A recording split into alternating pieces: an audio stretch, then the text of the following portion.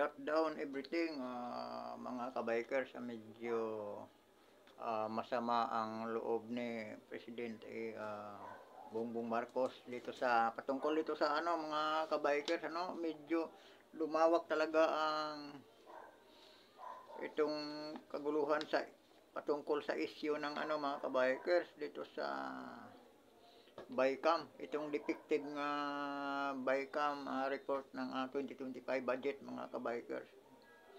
Itinuturing ni President Bongbong Marcos na isang destabilisasyon yung paghain ng petisyon nila ni Attorney Vic Rodriguez at saka ni Congressman Ungab, mga kabikers, at ni PRRD patungkol dito sa mga blank items, mga kabikers. Noong ini-interview si BBM, mga kabikers, para siyang may pagbabanta pa. Pakinggan natin, mga kabikers. Itong short lang to, mga kabikers, kasi nag-attempt ako, 2 beses na ako nag-attempt ng vlog ko, mga kabikers. Magkasunod ay ako napatawan ako ni YouTube ng copyright.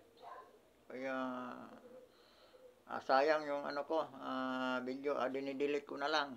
Yung isa nga, naka 110 views na yata yun. Nakita ko yung may copyright, kaya dinilik ko na lang. Tapos yung sumunod, mga kabikers, ganun din. Siguro may mga 15 minutes na mula nang may upload ko, mayroon ng 12 views. May copyright na naman. Dinilik ko na naman. Ito ngayon, mga kabikers, third attempt ko na tong Pero nag-iba ako ng topic, mga kabikers. Dito nakita ko itong sa video ng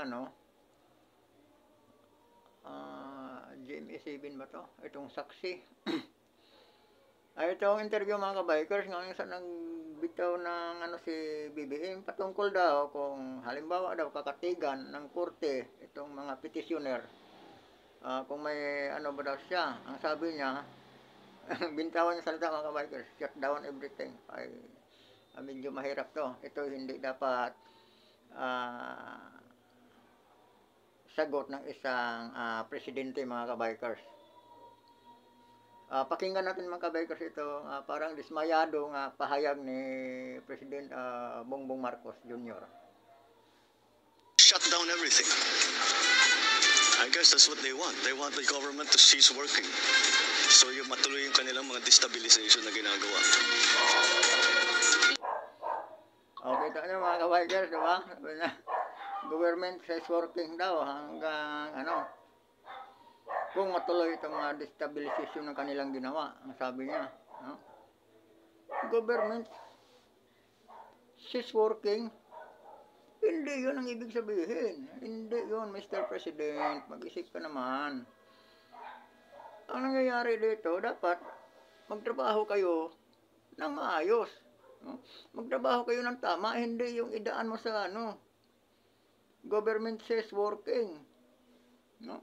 Kaya nga palpak yung mga kaya yung pamumuno mo lagi pumapalpak, tapos pag napuna ka, para kang bata nga nagtatampo, para bang sa Bisaya nagpasugo, mga kabikers, mga kaibigan. Para siyang bata nga pag napuna, yung maling ginagawa, nagpasugo. Para bang sabi nga, sige, kayo na dyan. Parang ganun ba, mga kabikers? Hindi niya matanggap yung pagpuna sa kanya. Diba? Sa kanya pamumuno. Kasi kasi ito itong isang napakahalagang issue ito. Kasi ito, nakataya dito 6.300 trillion to, mga kabikers. 2025 budget ito ang pinag-usapan. Tapos minamanipula dito sa mga kabikers. Alam natin, minapula itong BICAM, magkasabot dito ang mga senador at saka mga congressman. At pinipirmahan ng ating presidente nga hindi man lang inayos. Pero sa panahon ni PRRD, mga kabikers, hindi nangyayari ito. Kasi nire-review ni PRRD bago siya pumirma, talagang pinag-aralan niya. Ito si BBM, mga naunang mga kabikers, pahayag niya, paliwanag niya sa issue na to. Ang sabi niya, diba, mayroon siyang binanggit niya 4,000 pages daw yan. mabusisi ba nila yan isa-isa? Oh. Kaya ba namin, babusisi ba namin isa-isa? Yun, 4,000 pages yun. Tapos ito ngayon, mga kabikers, ang turing niya sa, ang turing niya sa mga petitioner, yung naghahay na petisyon, ay isang, isang destabilisasyon. Hindi ito isang destabilisasyon, karapatan ng taong bayan na punahin. Kasi hindi ito pinupuna ng mga senador, pinirmahan lang eh. Hindi nila napag-aralan. Ang sabi nga ng iba, pinapadalhan daw sila ng ng kopya. Yung oras na din, yung oras ng isasalang na sa plenaryo. Itong na to. Itong BICAM report na to, mga kabikers. Parang rin, talagang pinaplano din, no? Tapos ngayon, nung may umangal, nung may magpuna, si PRRD, pagdating sa mga ganitong para sa kapakanan ng sambayanan, talagang maasahan natin, si PRRD andyan talaga. Ang mga Duterte andyan talaga, pupuna talaga yun. Kasi sa panahon nila, hindi ganito eh. Talagang mahal ni PRRD ang sambayan ng Pilipino. Mahal niya ang bayan. Tapos kaya hindi niya matanggap ang kanyang successor, lapas tanganin ang inang bayan. Pero ngayong ni BBM, sabi niya, I guess that why what they want daw, sabi niya. I guess that what they want, no? I want the government as is working. Pagka hindi na sila kakatigan ng korte at kung ang katigan ng korte ay itong mga naghain ng petisyon patungkol dito sa nga walang bisa itong 2025 budget. Yun ang sabi ni PRRD eh. Dapat yan, walang bisa. Kasi defective eh. Questionable eh. Ngayon kung mapawalang bisa ito mga kabikers, itong 2025 budget, ang masunod ang daw dito ay yung 2024 budget, yun din ang mangyari sa 2025. Pagka ganun mga kabikers, itong effort nila sa mga ayuda nila mawawala to. Di ba? Kasi mga kabikers, ang lalaki ng ang mga budget ng mga ayuda na to. Ginagamit lang ito sa pamulitika. Ngayon napuna, mapupurada, ito si BBM parang napikon. Nagbanta siya. No? Ang sabi niya, shut down everything. Pagka ganyan, magbitaw na siya, hindi niya kaya. Hayaan niyang paupuin si BP Sara. Parang ma-resolve yung kaso. At saka kay BP Sara, mga kabikers, hindi talaga over to mga ganitong style. Kaya ngayon mga kabikers, talagang sinasabayan nila ng rally-rally para pag ma-impeach daw si BP Sara, tapos nagkagulo ng bandang uli ng mga biker. Alam naman siguro, nagkalat naman sa social media, no? Nga, yung nasa rally, pa uwi na, hanap na kung saan kukunin yung bayad. Tag 1,000 pala ang bayad dito mga kabikers. Yung nung dinala ni Trillanes at saka ni, sino ba yung isang, dating cabinet secretary din ni BBM nga nagbitaw. Sila ang may pakanan yan eh. Kasama na yung mga Makabayan Black, kasama na sa Dilema. Hinakot yung mga tao. Yun pala, may 1,000 palang pangako tapos libre pagkain. Mga kababayan, wag naman kayong ganoon. Pagka ganoon, wag naman kayong ang nakataya dito si BP Sara, sisirain nyo. Kahit pasabihin nyo, hinabol nyo lang yung bayad, wag naman kababayan, sa 1,000 ipagpapalit nyo. Pag na-impeach ang Vice President, kawalan natin yung mga mahihirap na mga Pilipino. No? Kawalan sa atin yan mga kabikers, kasi si BP Sara lang talaga ang matinong naglingkod sa bayan. Ito ngayong administrasyon na ito. Mula sa presidente pababa, sa mga senador hanggang congressman mga kabikers. No? Si BP Sara na lang ang naglingkod ng matino. Huwag natin kalimutan yan. Kaya sa mga ganyang mga kabikers, mga kaibigan, Huwag na kayong ano, pangakuhan kayo na para papunta lang kayo sa rally, pangakuhan kayo ng 1,000 sabagay sa hirap ng buhay. Pero ano parang binibinta niyo rin yung ano niyo, yung ah, yung panindigan ang tawag nito, yung parang ibinibinta niyo yung ano niyo, no, yung ano ba nitong manindigan tayo mga kaibigan. Manindigan tayo, protektahan natin ang Vice President. Balikan natin yung pagiging ano ni presidente, no?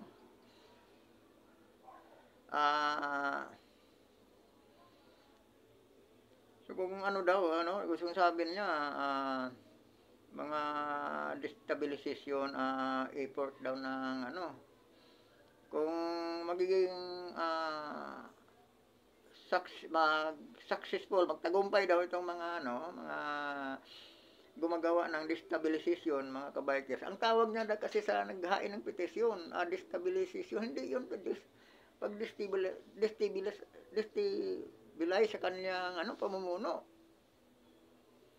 Kung baga ginigising lang siya para ano, gumawa siya ng tama, magtrabaho kayo ng tama, wag niyong sabihin shut down everything, Mr. President. Dapat magtrabaho kayo.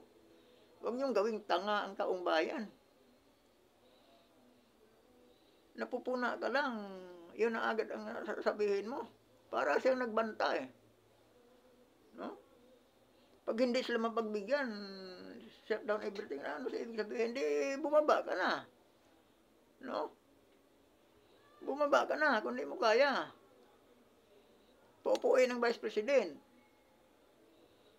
Pero itong mga congressman na to, mga kabikers, di talaga to sila papayag na makaupo ang Vice President. Kasi matuyuan talaga sila, lalong-lalo na itong ano, midterm election. Matutuyuan talaga sila dito.